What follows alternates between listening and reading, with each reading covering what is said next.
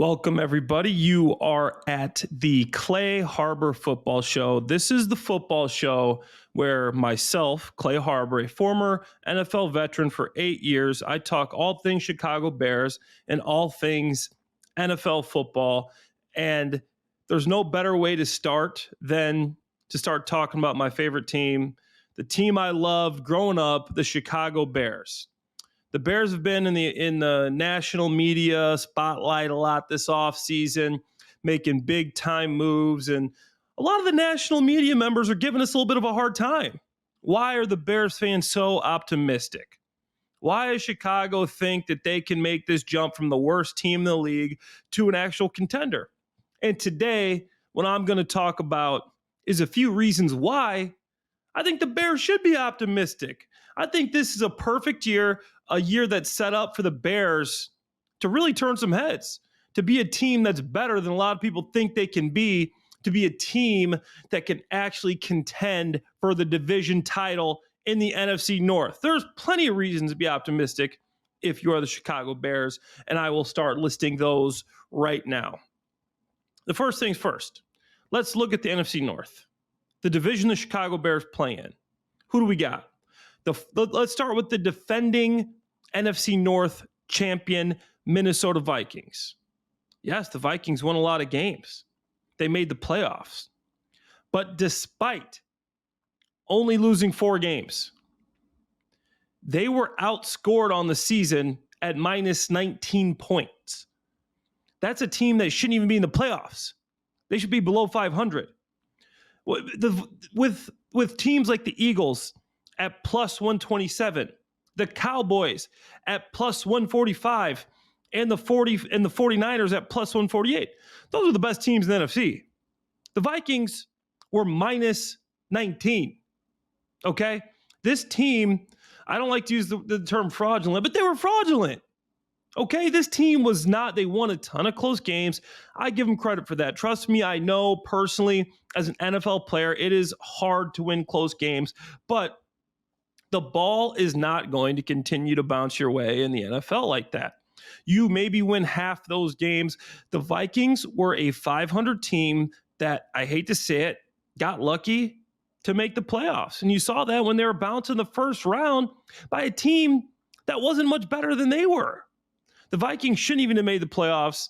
I don't think they should have won the division. And they're fraudulent. And what did they do in this offseason? Not much. Still got Kirk Cousins, yes. He's a great regular season quarterback. You still got Justin Jefferson. You still got Dalvin Cook. Outside of that, the Vikings have done nothing to show me that they're ready to take another step to be a serious contender. The Vikings are fraudulent. I got the Vikings this year winning 7 games. That's my thoughts on the Vikings. Okay, you say the Vikings, but what about the perennial division leader that we got, the Green Bay Packers? Aaron Rodgers, Chicago, I own you. Okay, they lost him. He's gone. Aaron Rodgers, that bad man that has owned the Chicago Bears, is no longer Green Bay Packer. With Aaron Rodgers, one of the best quarterbacks of this generation's of all times. Aaron Rodgers, they were 8-8. I'm sorry, they were 8-9 and missed the playoffs. The Packers missed the playoffs with Aaron Rodgers. There is nothing to tell me that Jordan Love is going to come in and bring a team that Aaron Rodgers couldn't bring to the playoffs. They lost Allen Lazard. They lost Robert Tonyan. And they didn't get anything back. Christian Watson, yes, he's a decent receiver. They lost Dean Lowry. They lost Jaron Reed. They lost Chris Barnes. I liked their draft. I liked Lucas Van Ness, I'm sorry. I liked Luke Musgrave. I liked Jalen Reed. I liked Tucker Kraft, and I like Dontavian Wicks. But with Jordan Love at the helm, I see this as a 7, maybe 8-win team. There's so many questions that they need to answer on that team still. They're young. I don't know who he's throwing the ball to. Luke Musgrave question, can he stay healthy? You lost Robert Tonyan. Green Bay, 7-8-win team. NFC North ain't looking so hot like it used to. The team that we go to now has been the team that has been all the rage. Everybody in the media, everybody's been wanting to talk about the Detroit Lions. I like the Lions. Dan Campbell was my old tight end coach when I played for the New Orleans Saints. Unbelievable guy, smart, intelligent guys. Players love him. This guy's actually biting kneecaps. That's his real mentality, man. Dan Campbell, he's legit. Guy works out hard. The guy works hard. He's a great coach. He's doing all the things right in Detroit. But I don't think they're ready this year to compete for a Super Bowl, to make a deep run in the playoffs. Okay? The Detroit Lions gave up the most yards in the entire NFL last year.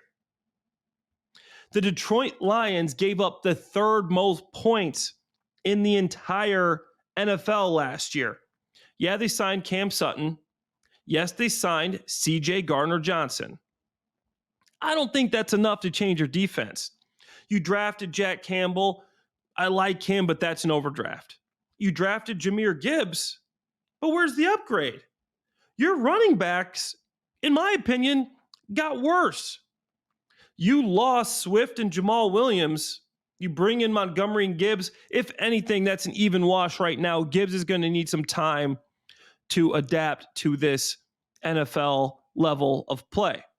He's not going to come in and be a Pro Bowl player right away. I mean, you've seen it before, but the odds of that happening aren't there. It's difficult for players, even players that play in the SEC, to come in and perform right away. Okay, I like their draft with Sam Laporta in the second round and Brian Branch and then Hendon Hooker waiting in the wings. But what did you do to this team to make me believe that they're going to go from the worst defense yardage-wise in the NFL to a defense that can stop somebody? Your number one pick last year, Jameson Williams, he's suspended for 6 games. This guy's not going to be on the field. You don't have help coming from him. To me, the Lions are a solid team. I think they're a 9-win team. Maybe 10. Maybe 10 if the ball bounces their way. They are not a dominant team because they don't have a dominant defense. They have a good, solid offense with a below-average defense. The Lions aren't dominant. We talked about the Vikings. The Vikings aren't dominant. They gave up the second most yards defensively. Defense, horrible. 6,608 yards, the third most points. They lost some big-time players. The only guy they gained really is Dean Lowry on that defensive line that they need so much help on. Okay, so now we've talked about the NFC North competitors. Doesn't seem that hard of a conference, division, I'm sorry. Now we go to the Chicago Bears. Why are the Bears fans optimistic that their team can perform? And the first is obviously Justin Fields. Justin Fields improved last year. He improved greatly, and that leads people to believe that he will improve again. You look at Trevor Lawrence with the Jacksonville Jaguars. You look at the Philadelphia Eagles and Jalen Hurts. They were able to improve when you got them more weapons. What did the Bears do this offseason? They got him more weapons. DJ Moore has caught 1,000 yards over 3 times in his NFL career. He'd be the all-time leading receiver for the Bears if he had had his career in Chicago. This guy can make plays. This guy's a playmaker. He's got great yak yards. He is a top 20 receiver in the NFL, and that's not a debate. He is. The debate is if he gets into the top 15. He's done that with not great quarterbacks and with different systems. So you know he can get the job done. Bringing DJ Moore pushes Darnell Mooney back to number 2. Had over 1,000 yards when he was number 2 with Allen Robinson. Last year only had 450. Pushes Chase Claypool back to number 3. Now you got third and four best cornerbacks in the team trying to guard Chase Claypool, who runs a 4.4 40, jumps 40 inches, is a big guy. You draft Tyler Scott, a guy that can absolutely fly, runs a 4.3 40, jumped 11-foot broad jump, 40-inch vertical. Tyler Scott will spread some defenses out. He will create some space for the run game. What run game? The best run game in the NFL last year that the Bears had. Obviously, Justin Fields set records. He was one of the best rushing quarterbacks in NFL history last year. But Khalil Herbert led the NFL in yards per carry. He's a bona fide weapon. He's going to show it this year. They bring in Dante Foreman. When the Panthers traded Christian McCaffrey last year, Dante Foreman showed why he could be a premier running back in this league. He had 900 yards, had 5 games over 100 yards after they traded CMC, Christian McCaffrey. This guy's great at breaking tackles. He's a hard-nosed runner. And they also, in my opinion, got one of the biggest deals in the late rounds of the draft, in the 4th round with Roschon Johnson. I thought he was a beginning of the 3rd round guy, late round 2 guy. He can catch the football. He's good in pass protection. And he led the NCAA in missed tackles force percentage. This guy makes guys miss. He will get more yards than he expects. And you put him in the backfield with Justin Fields, the sky's the limit.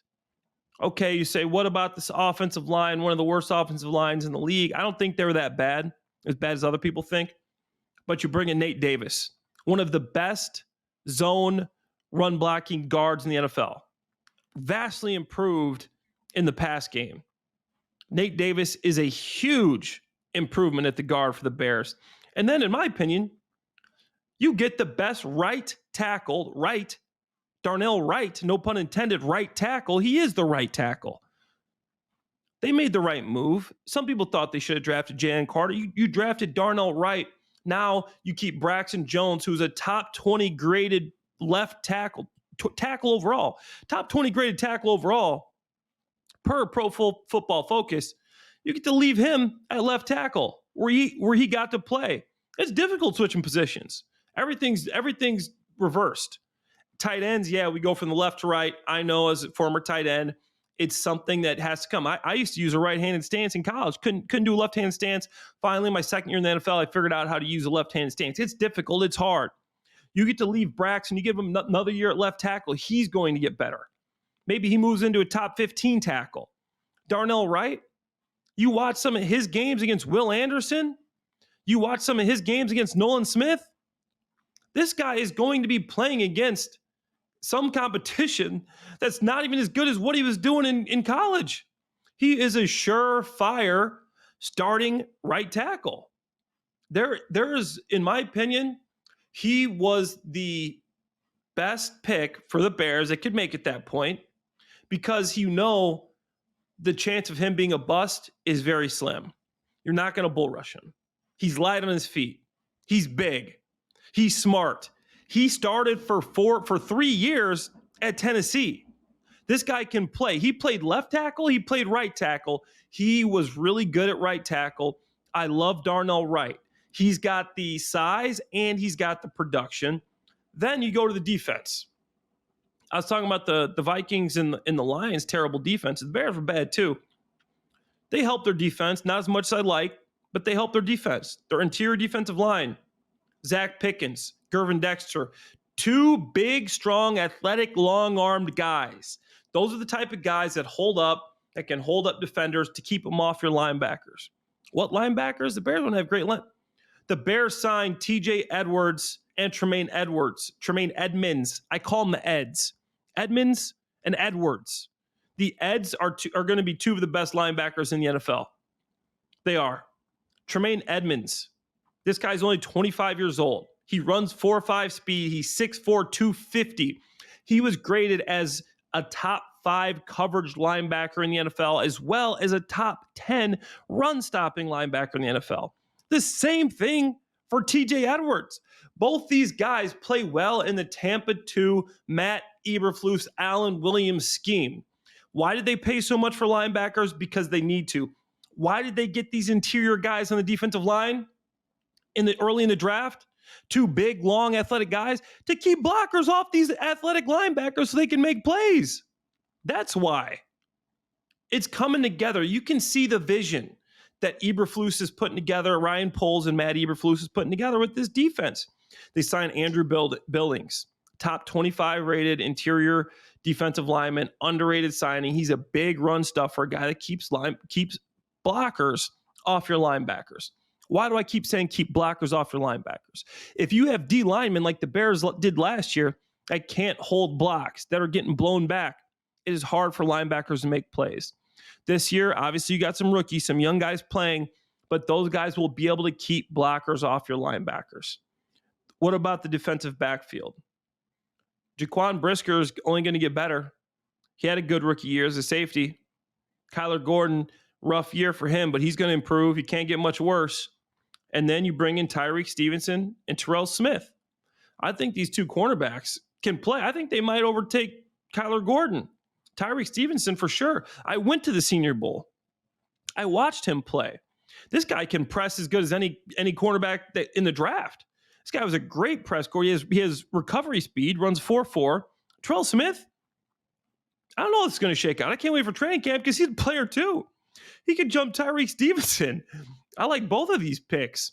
And you see what Poles did. He has insurance on a lot of these picks. Yeah, you draft Gervin Dexter, but you also got Pickens right there. You got Dexter, but you also got Zach Pickens right there. If Dexter doesn't work out, maybe Pickens does. If Stevenson doesn't work out, maybe Smith does.